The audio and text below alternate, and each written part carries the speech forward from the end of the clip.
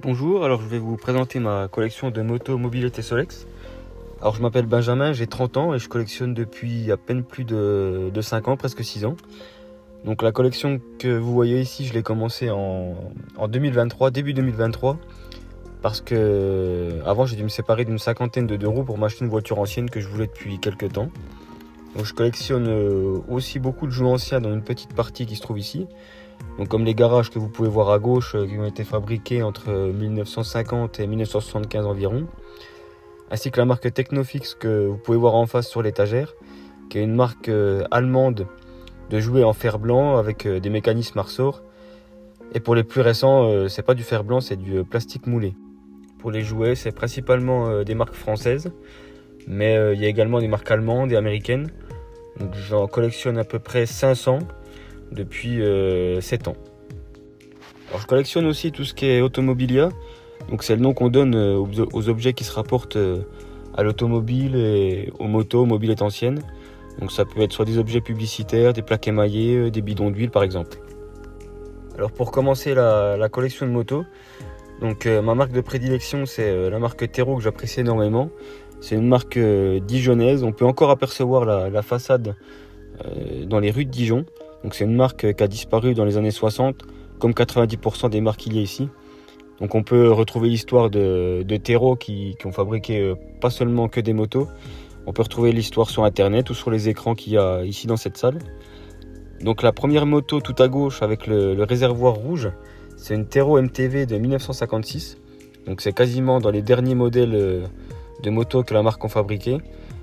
Donc c'est une 100 cm3, elle fait environ 50 kg et elle prend maximum 65 km/h. Donc il faut savoir que c'est les dernières 100 cm3 que Tero ont fait. Juste à côté on a une Tero BMA, donc c'est la version MTR de 1939. BMA ça veut dire bicyclette à moteur auxiliaire. Il y a eu beaucoup de marques qui ont fait des BMA dans les années 30 à cause de certaines lois qu'il y avait à l'époque. Donc c'est aussi une 100 cm3 et ces modèles là ont été beaucoup utilisés pendant la guerre.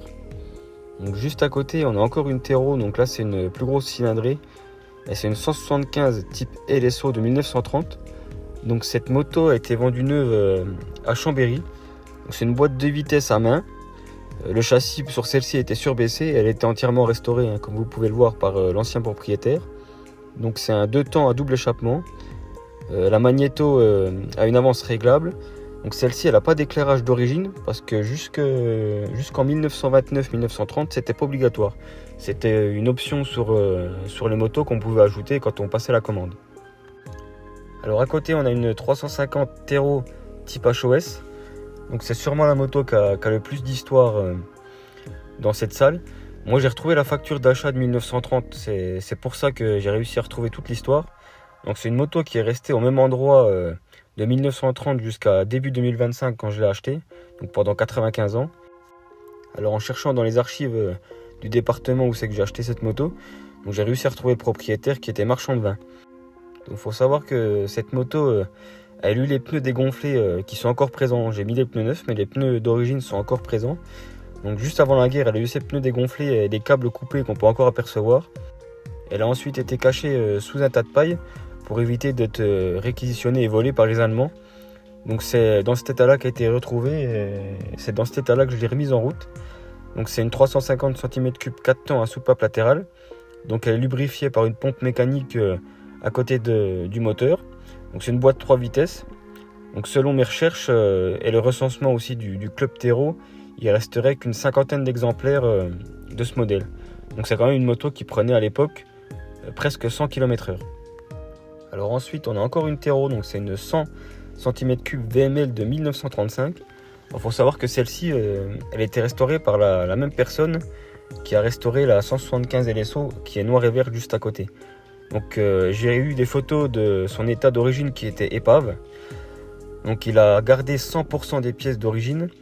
Même une petite pièce de monnaie qui était percée pour faire une rondelle, c'était une pièce de début 1900, il l'a gardée. Donc celle-ci elle tient sur un bout de bois parce que la béquille était une option sur ce modèle. Alors juste devant les motos Tero, on a une moto intéressante parce que c'est une 306 cm3. Il n'y a pas eu beaucoup de motos dans cette cylindrée là. Donc c'est une Gnome Heron de type M1. Donc faut savoir que c'était fabriqué à Gennevilliers Et cette marque-là a produit environ 7000 motos de 1930 à 1940. C'est la seule Gnomeron M1 que j'ai vue jusqu'à présent. Bon, il y en a sûrement d'autres. Et en plus, c'est une première main parce que je l'ai acheté au petit-fils du propriétaire qui me l'a vendu. Donc son grand-père, d'autant plus, travaillait à l'usine Gnomeron. Donc sur cette moto, la peinture n'est pas d'origine. Elle a été repeinte sûrement après-guerre en noir comme beaucoup le faisaient. Donc je suis en train de la restaurer. J'ai commencé par les pneus, j'ai l'échappement et je vais continuer petit à petit. Derrière, on a de nouveau une marque française. Donc celle-ci, c'est une Newmap BK109 125 cm3 de 1952. Donc Newmap, c'est une marque lyonnaise. L'usine se trouvait avenue La Cassagne à l'époque. Donc celle-ci a à peine plus de 5000 km d'origine et elle est entièrement d'origine. On passe de l'autre côté avec des marques un peu plus connues comme Peugeot et Velosolex. Alors on commence par le triporteur qui est bien connu dans la région. Donc c'est un Peugeot type 57 TM. Donc il y en avait dans tous les villages dans les années 40-50. Donc celui-ci c'est un des derniers modèles de la marque. Or il a appartenu à une dame qui, avec son mari, possédait plus de 200 voitures d'avant-guerre et d'avant-première guerre.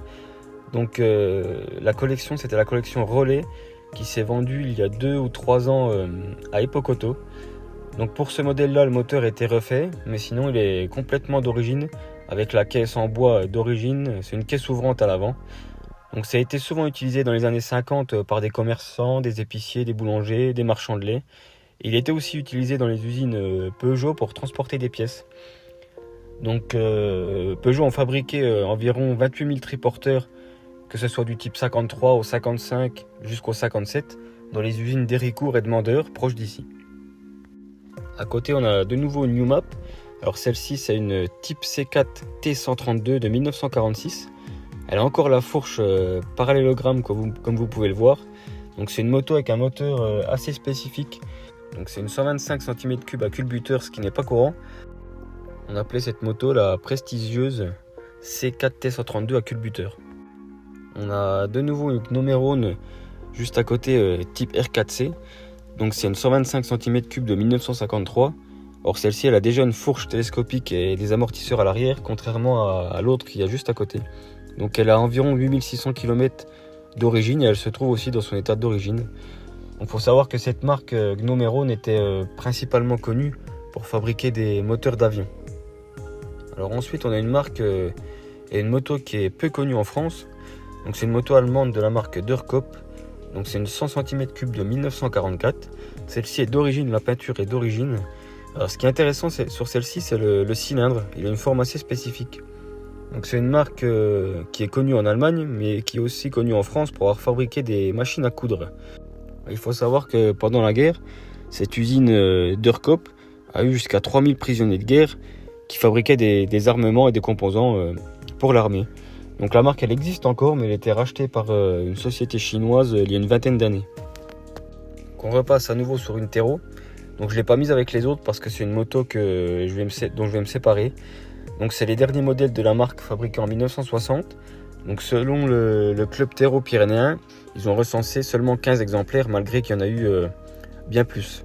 Donc c'est une 125 DLS appelée aussi Fleuron. Donc c'est une 4 temps, elle fait 7,8 chevaux et il y a 4 vitesses au pied. Alors ensuite on a une moto qui n'est pas française non plus et qui est vraiment pas courant en France. Alors c'est une Gilet Herstal 125 cm3 de 1951. Donc c'est une moto qui a été vendue neuve en Franche-Comté à Luxeuil-les-Bains. Alors c'est une moto de marque belge avec une histoire aussi sympathique parce que j'ai réussi à retrouver avec des factures qu'il y avait dans la petite boîte à outils. En recherchant quelques heures, j'ai retrouvé les petits-enfants ainsi que la femme du propriétaire. Donc cette moto a seulement 2140 km d'origine. Donc c'est une moto qui a vraiment pu rouler. Donc j'ai eu l'explication, c'est parce que à la même époque, dans les années 50, la femme du propriétaire a acheté une 2 chevaux et elle ne voulait plus qu'il roule avec cette moto. Donc ils ont roulé davantage avec la 2 chevaux que cette moto. Alors ensuite on a une nouvelle grande marque française qui est la marque Automoto. Donc c'est une 125 ATD de 1953. Donc il faut savoir que l'usine Automoto produisait entre 35 000 et 40 000 machines par an et qui comptait plus de 500 employés au début des années 30. Mais il faut savoir qu'en 1930, il y a une grosse crise économique. Elle a été rachetée par Peugeot qui lui ont appelé par la suite l'industriel du centre. Donc la marque Automoto a fabriqué des modèles Peugeot dans les années 30. Donc juste à côté, on a quelque chose qu'on trouve peu en France, mais qui a quand même été produit à plus d'1 million d'exemplaires en Allemagne. Donc c'est un NSU Quickly de 1959. Donc c'est un 49 cm3 avec 2 vitesses à la poignée, donc ce qu'on appelle une poignée tournante. On l'appelait en France à cette époque-là le Solex allemand, puisqu'en France on avait le vélo Solex et en Allemagne ils avaient le NSU Quickly. Alors ensuite on pourrait croire que c'est une mobilette, mais c'est bien considéré comme une moto. Donc c'est une Urtu CVM 53 98 cm3 de 1953. Donc c'est aussi une marque française qui était située à Rueil-Malmaison, avenue de Paris. Ils ont aussi fabriqué beaucoup de vélos. Alors elle est équipée d'un moteur Sash 2 temps avec 2 vitesses. Donc on démarre en pédalant. Donc Urtu, c'est aussi une marque qui a disparu dans les années 60. Après on a de nouveau une Automoto. Donc je ne sais pas si je l'avais précisé, mais Automoto c'est aussi français. C'était une usine qui était à Saint-Étienne. Donc on pourrait également croire que c'est une mobilette, mais c'est bien une moto. Donc c'est une 100 cm3 type VM de 1954. Donc c'est une marque qui a été créée en 1901. Donc ce modèle il développe à peu près 2,8 chevaux et il a également 2 vitesses à la poignée avec la poignée tournante. Donc on recule un petit peu et on passe sur l'étage, sur l'estrade. Donc au-dessus derrière le triporteur on a une Paloma type P500 TAS de 1960. Donc il y a eu énormément de versions de la P500, alors c'est compliqué d'identifier les modèles. Donc c'est une mobilette 50 cm3 qui prend environ 45 km/h. Alors il faut savoir que Paloma, c'était une marque française située à Romorantin, boulevard Jean Jaurès. C'est une marque qui était prisée par les stars, notamment Johnny Hallyday. Donc beaucoup pensent que Johnny Hallyday est associé à Harley Davidson, mais il est également associé à Paloma. Donc il était l'égérie de la marque dans les années 60. Il y a même eu un modèle appelé Special Johnny qui est sorti en 1964. Donc c'est une marque qui n'a pas duré longtemps, à peine plus d'une dizaine d'années. Ensuite à gauche on a une mobilette bien connue dans la région. Donc c'est une Peugeot Bima qui a été fabriquée pas loin, donc dans les usines de Beaulieu. Or Bima c'est pour bicyclette à moteur auxiliaire. Donc ce modèle c'est une version grand luxe de 1956. Alors, il faut savoir qu'il y a eu énormément de versions de la Peugeot Bima. Et Peugeot a sorti ce modèle pour concurrencer les Solex. Donc c'est un moteur 49,9 cm3 à galet. Alors après on passe sur une série de Solex avec toutes les versions standards qui sont sorties. Alors mon but par la suite c'est de trouver les modèles un peu plus rares comme les Solex Micron ou le Pli Solex. Donc c'est une marque française qui est connue mondialement, qui existe toujours. Donc c'était fabriqué à Courbevoie. Donc le moteur il se situe à l'avant. Donc on peut autant l'utiliser en vélo qu'en cyclomoteur en poussant le levier qui est juste devant le guidon. Donc lorsqu'on pousse le levier devant le guidon, il y a un galet qui entraîne la roue avant, ce qui permet d'avancer. Donc en premier, on a la première version du Solex, enfin la première version à col de cygne. Donc il s'agit d'une version 45 cm3, mais il existe une version plus ancienne avec une selle à 3 ressorts, des roues en 650 et une boîte à outils qui se situe sous la selle.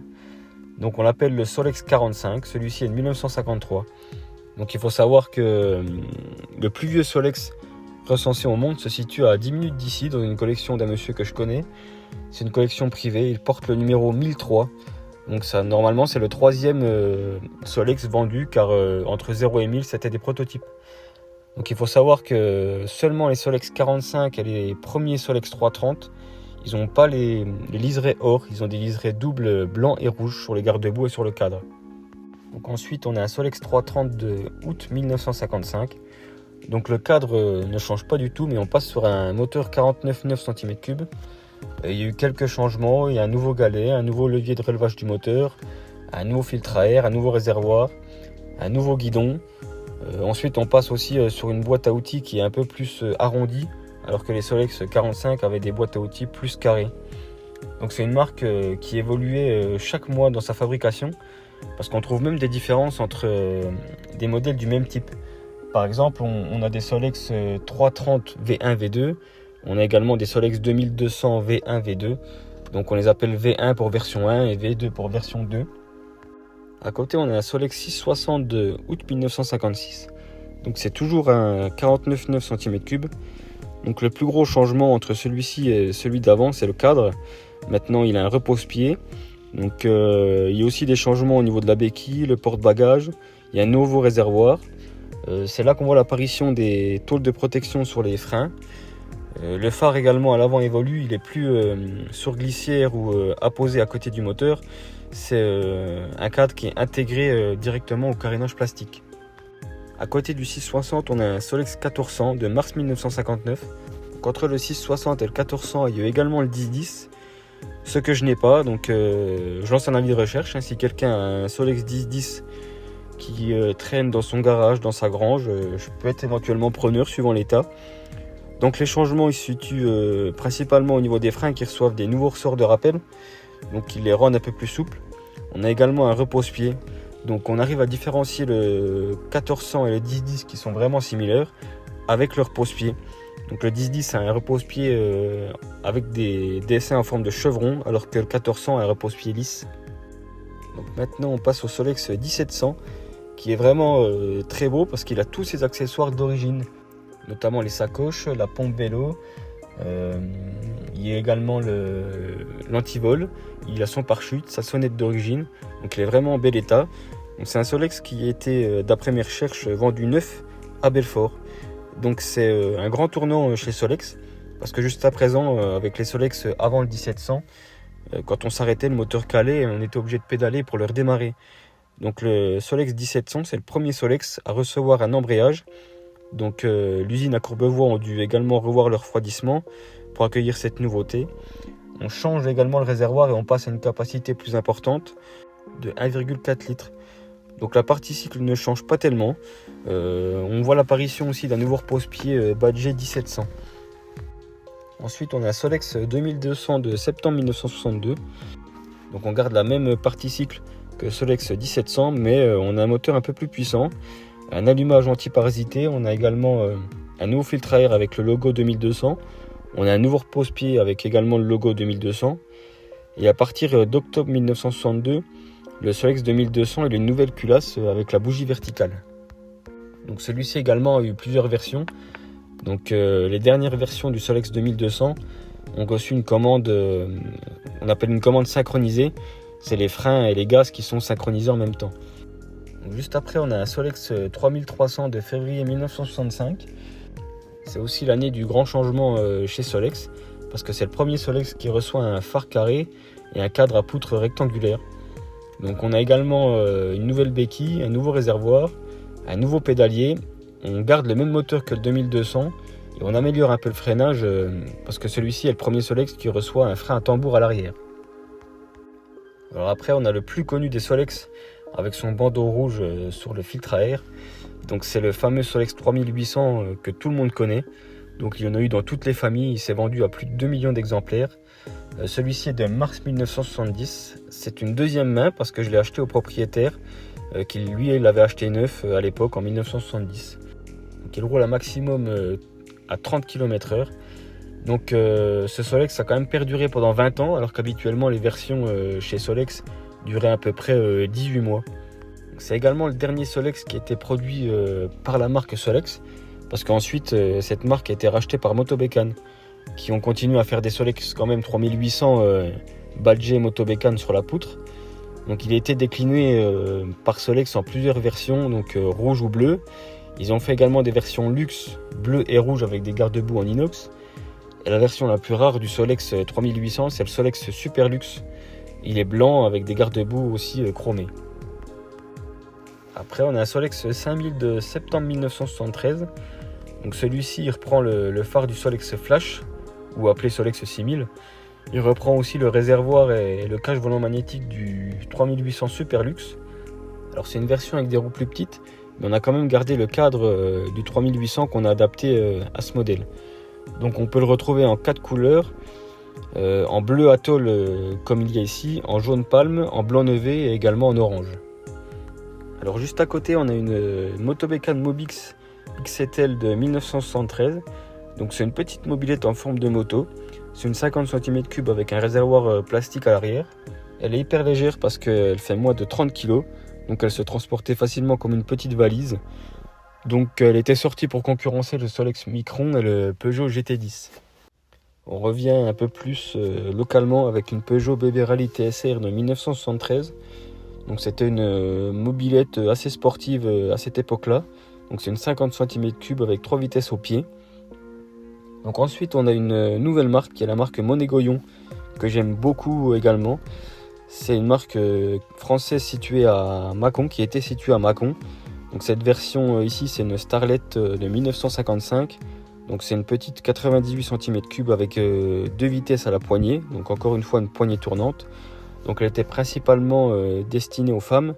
Elle a un lanceur à main exprès pour éviter aux femmes d'abîmer leurs chaussures, à la place du kick qu'on retrouve traditionnellement sur les motos ou sur certaines mobylettes.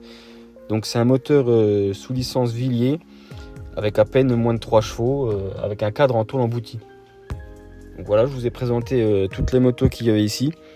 Donc il faut savoir aussi également une petite chose, c'est qu'une bonne partie de ces motos, environ une quinzaine, ont appartenu au même propriétaire, qui était un collectionneur jurassien, qui s'appelait Michel Lanquetin. Donc c'était un collectionneur depuis fin des années 60, début des années 70, qui avait plus de 450 motos. Il y a également quelques plaques émaillées qui lui appartenaient.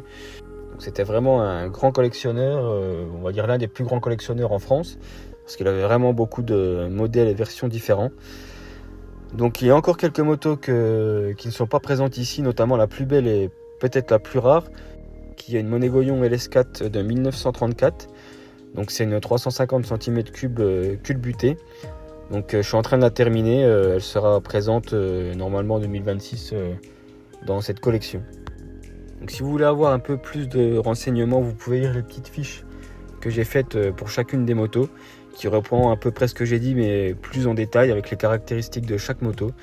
Donc c'est pas un musée, mais voilà, c'est une petite collection que je préfère faire partager à tout le monde, au lieu de la laisser dans mon garage visible aux yeux de personne. Donc c'est aussi la passion du partage.